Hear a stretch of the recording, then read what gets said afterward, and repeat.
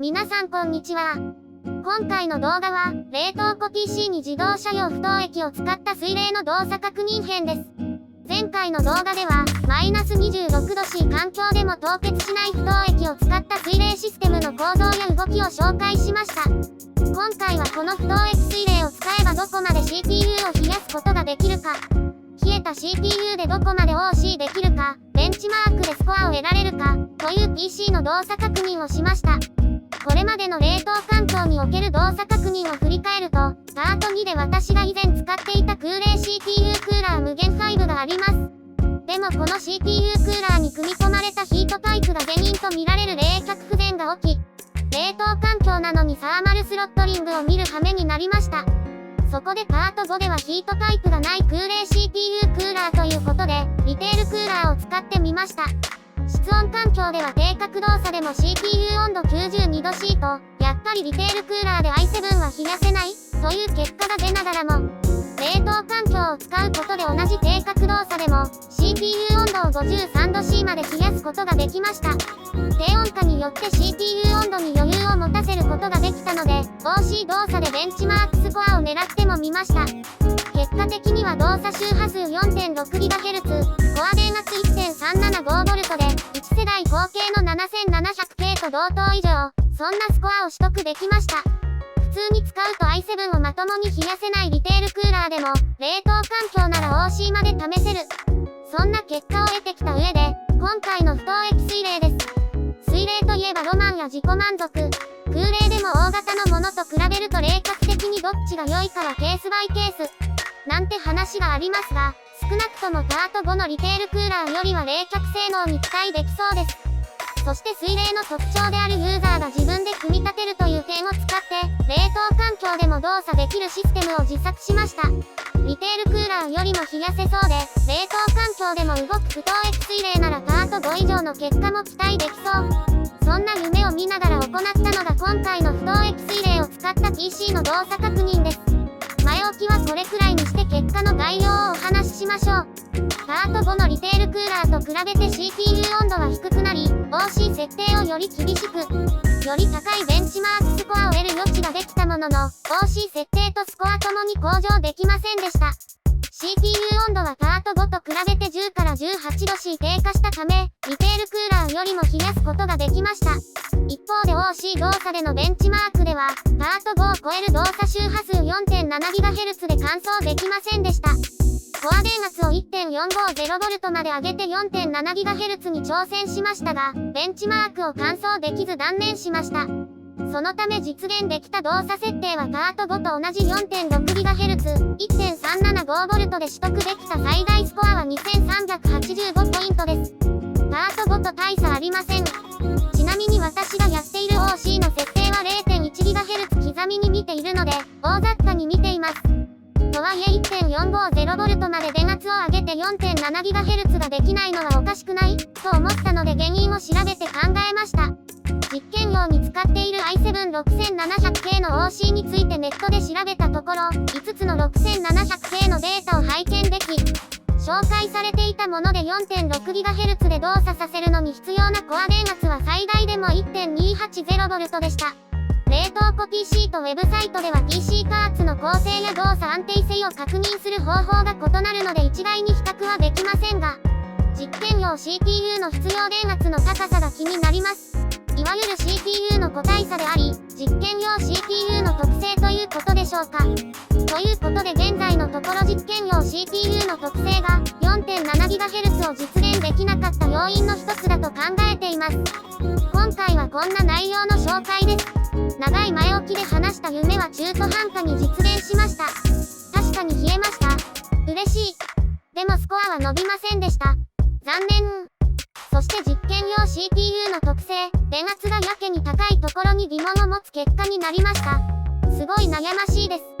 そんな喜怒哀楽が含んだ動画になっていますのでよろしくお願いします。では始めます。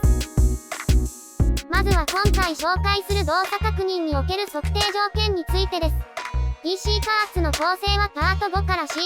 クーラー以外変えていません。まあ今回の CPU クーラーが異様なわけですが、そんな異様な CPU クーラーが不凍液水冷です。構造については前回パート7で紹介した通りです。今回紹介する動作確認では次の通りに水冷システムを動かしています。水冷システム内のポンプは電圧 12.2V インカ、ラジエータに取り付けたファンの回転数設定は 100% です。測定では冷凍庫内の空気と冷媒の温度がそれぞれ安定してからシネベンチ R20 でベンチマークを実施し、乾燥した際のスコアと CPU 温度の最高値をソフト上で確認しました。測定回数は1回のみです。ポンプ電圧なんて聞き慣れないことを話しましたが、これはマザーボードの3コネクタから給電と制御を行わず、別途準備したスイッチング電源で給電しているためです。ただ大まかに 12V というと通常のファンやポンプでは回転数が 100% に相当する動作状態なので、実質的にはポンプの回転数を 100% にしているものと考えていただいていいでしょう。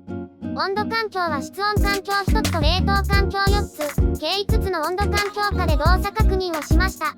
冷凍環境4つは、冷凍庫の温度調整機能を使って作ったものです。今回はレベル1、3、5、8を使いました。パート5ではレベル1、5、8の3つで、マイナス8度 C、マイナス15度 C、マイナス18度 C の温度環境を作りましたが、レベル1と5の温度差が比較的にあったので、今回レベル3を追加しています。今回紹介する分の測定条件は以上です。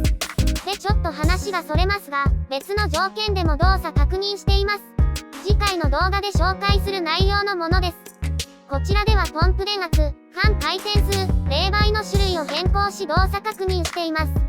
ポンプ電圧を 15V に上げて過電圧運転させたり、ファン回転数を落としたり、冷媒を不凍液がなくて水道水にしたりです。目的としてはスコア更新というより、不凍液水冷の冷却性能評価のためです。詳細は次回の動画で話します。まあ今回紹介する OC 設定やスコアの結果とほとんど変わらないんですけどね。では動作確認の結果を見ていきましょう。まずは室温環境からです。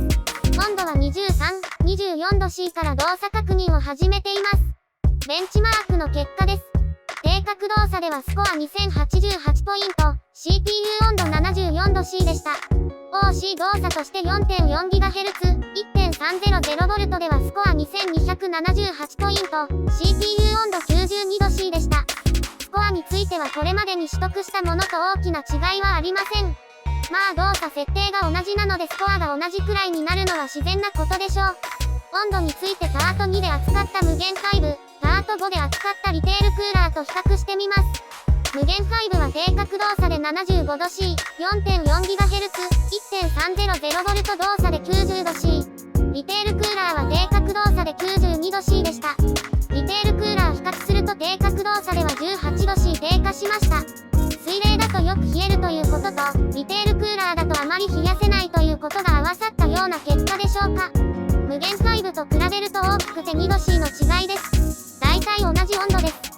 ということは室温環境において不凍液水冷と無限5は同じくらいの冷却性能だったかというとそうではありません。現状の結果だけではどちらが優れてた冷却性能があるか分かっていません。どちらも全力を出していないので、判断がつかないと考えています。どうしてそう考えるかについては、次回の冷却性能評価編で話します。今回は不凍液水冷でも OC 動作だと92度 C と高温だったので、室温環境は終わりにして冷凍スタートです。冷凍庫の温度設定レベル1、庫内空気と冷媒の温度はともに約マイナス7度 C です。ベンチマークをした結果、定格動作ではスコア2089ポイント、CPU 温度51度 C でした。室温時と比べて23度 C 低下しました。冷凍環境様々です。ただし室温環境とマイナス7度 C 環境なら温度差は30度 C あるのに、低下した分は23度 C です。さらにパート5のリテールクーラーの結果、CPU 温度62度 C と比べると確かに温度は低下しましたが、室温環境であった温度差18度 C というマージンは、マイナス7度 C 環境で11度 C に縮小しました。不思議なことが起きていますが今回はスルーします。話すと長くなる気がしたので次回に紹介します。4.4GHz、1.300V もやってみました。結果はスコア2276ポイント、CPU 温度67度 C です。温度的にはまだ OC できそう。ということでパート5で取得できた最大の OC 設定 4.6GHz、1.375V に挑戦します。結果はスコア2376ポイント、CPU 温度は86度 C です。あっさりパート5の最大設定に並ぶことができました。しかもパート5では温度設定レベル5、マイナス15度 C 環境で CPU 温度98度 C だったのと比べると、今回は温度設定レベル1と環境温度は高いのに、CPU 温度が12度 C も低下してくれています。水冷すげえ。これは機体の冷却システムだ。そんなことを感じつつ、これなら 4.7GHz もいけそうだと、この時は心躍らせていました。そんな気分で引き続き動作確認を続けます。次は温度設定レベル3、庫内空気と冷媒の温度はマイナス10からマイナス11度 C です。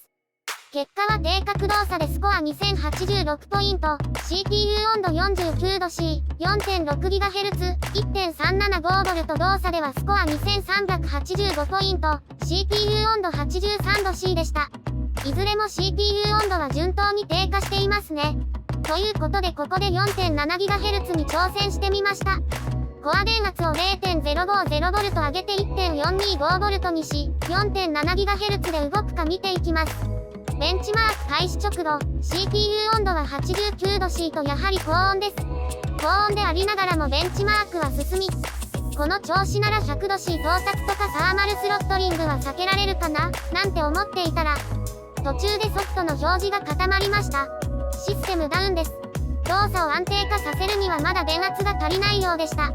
電圧を上げたいところですが、CPU 温度で89度 C と出ていたのでこの温度設定ではこれ以上厳しいです。ということで次の温度設定に移ります。まだ残りの温度設定は2つあるんですし、のんびりやりましょう。温度設定レベル5、庫内空気と冷媒の温度はマイナス14からマイナス16度 C です。結果は低角動作で2095ポイント、CPU 温度は46度 C、4.6GHz、1.375V 動作でスコア2382ポイント、CPU 温度81度 C です。温度環境と動作設定はパート5と同じですが、CPU 温度は17度 C 低くなっています。水冷さんさすがです。では再び 4.7GHz にチャレンジです。コア電圧は 0.010V 上げて 1.435V です。ベンチマーク開始直後の CPU 温度は90度 C 付近です。電圧の上げ幅はわずかですが、発熱は相対的に大きくなっているようです。で、ベンチマークが進んでいくと、途中で表示が固まり、システムダウンしました。電圧 0.010V の上げ幅じゃまだ 4.7GHz の壁には超えられないみたいです。で、こちらでも CPU 温度が高いので、次の温度設定に移ります。あれ、もう次で最後の温度設定ですね。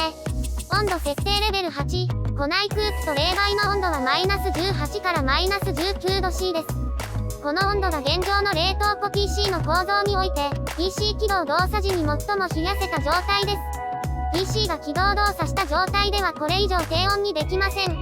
急速冷凍機能を使っても効果なしです。アイドル状態で動作している PC と、常時 12V 動作させていたポンプ、それぞれの電力消費と、パート1から使っている自作蓋による断熱性劣化による影響と見られます。PC をシャットダウンすれば庫内空気をマイナス26度 C、冷媒をマイナス23度 C まで冷やせましたが、この温度域ではそもそも PC が起動しません。起動しないんですからベンチマークどころじゃないです。マイナス18度 C くらいでも動作的に大丈夫というわけではないのですが、パート5でも紹介しましたが、マウスカーソルの動きがカクカクとした動きになる、そんな動作不良は今回も起きています。この動作不良の原因はマザーボードの過冷却と考えていますが、今回はまだ対策を取っていないので案の定発生しました。今回もこの動作不良の中でベンチマークを行っています。そういえば最近見た液体窒素冷却の OC 動画では、液体窒素投入前に PC パーツを温める処理をしていました。その動画内では加熱処理の理由は話されていませんが、コメント欄で話されている方がおり、そこで CPU のコールドバグというものを知りました。もしかしてこれ起きてる？調べるとマイナス100度 C とかいうほど遠い温度であるかないかの話だったので、冷凍庫 PC とは関係なさそうです。PC を低温にするのって難しいねなんて思いつつ、いつかはこの目で見てみたいと夢見つつ、話を戻します。定格動作でベンチマークを開始すると CPU 温度は 38°C から動き始めました。ベンチマークしているのに 40°C 付近の表示を見れるのは不思議な感じです。マイナス 18°C 環境まで不凍液水冷は問題なく CPU クーラー、冷却システムとして動作してくれました。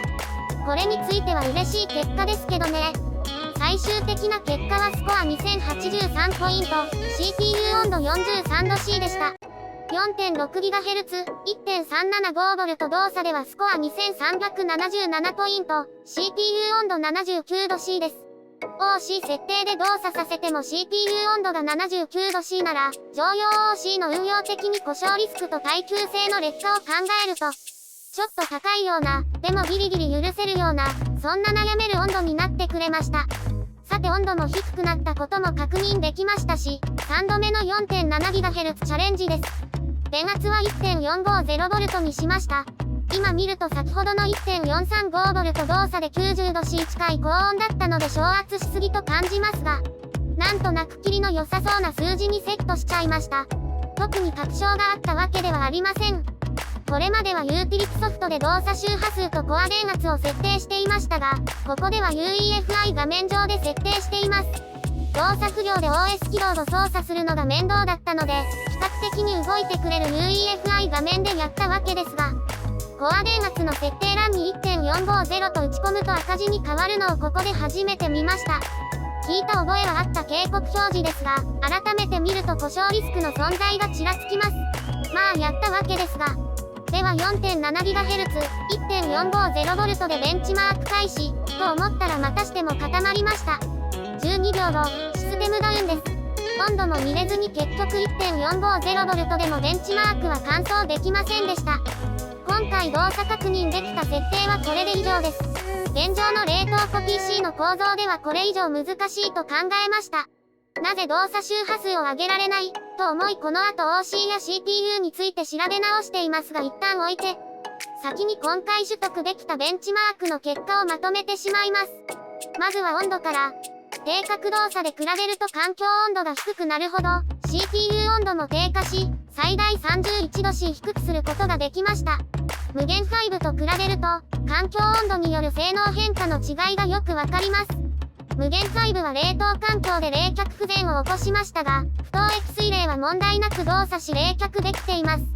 リテールクーラーと比べると、全体的に CPU 温度が低く、冷却性能の違いがわかります。スコアについてです。今回取得できたベンチマークスコアを温度環境ごとにまとめました。常温は 4.4GHz、他冷凍環境では全て 4.6GHz、OC 設定が同じところはスコアもほぼ一緒です。動作設定ごとの CPU 温度を合わせて表示します。CPU 温度には多少余裕があると見て 4.7GHz に挑戦したものの、コア電圧を最大 1.450V まで上げてもベンチを完走できず、スコアをこれ以上更新することができませんでした。ベンチマーク結果のまとめは以上です。ひとまず不凍液水冷は低温環境でも CPU クーラーとして動作できる冷却システムであることは分かりましたが、一方でこの冷却性能はベンチマークスコアの更新につながりませんでした。ではここからは、どうして 4.7GHz の壁を越えられなかったか、私なりに調べて考えた結果をお話しします。1.450V まで上げて 4.7GHz でベンチマーク完走できなかったので、最初は OC 設定がうまくできていないのかと思いました。そんなわけで OC の設定方法について調べていると、実験用にしている i7-6700 系で OC したという記事を3つ拝見できました。記事は3つですが、i7-6700 系の個体5個分の OC 実施例が紹介されています。それらの記事を見ていく中で気になることが出てきました。紹介されていた OC 設定時のコア電圧です。ここで2つの記事を抜粋して一部紹介します。1つはパート5のコメントでいただいた情報をもとに調べた記事です。6700系を空割りしてヒートスプレッダと CPU 台の熱媒体をグリスから液体金属に変えていて、大型の空冷クーラーを CPU クーラーにしようという構成で、当然ながら室温環境で OC させ、OC5 の動作の安定性を判断する方法としてシネベンチ R15 でベンチマークや OCCT でストレステストをしたというものです。ベンチマークでは 4.0GHz から 4.9GHz まで 0.1GHz 刻みで乾燥に必要なコア電圧を測られている、ありがたい記事です。で、そこで紹介されていた結果が、4.6GHz 動作に必要だったコア電圧が 1.28V、4.9GHz の場合は 1.46V ということでした。ちなみに記事内ではその時の CPU 温度も紹介されていますが、これは次回動画で取り扱います。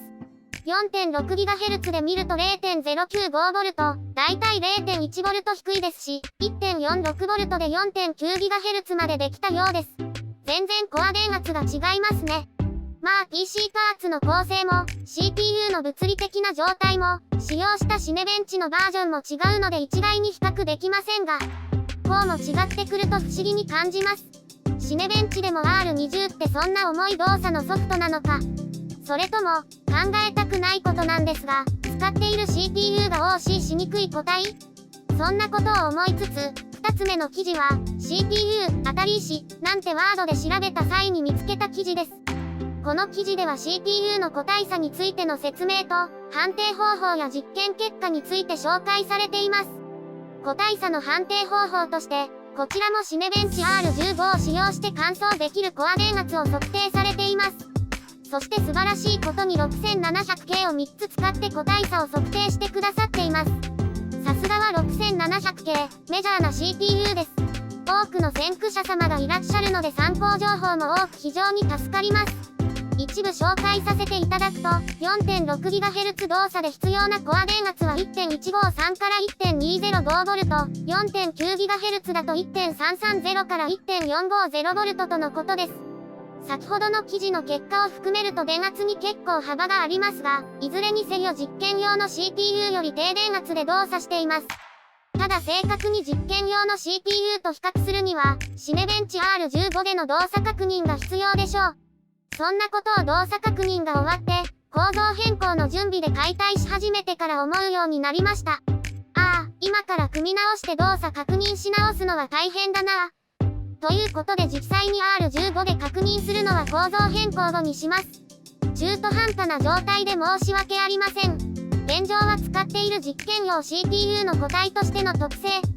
これが 4.7GHz の壁を越えられなかった一因と考え、引き続き調査確認をしていくことにしています。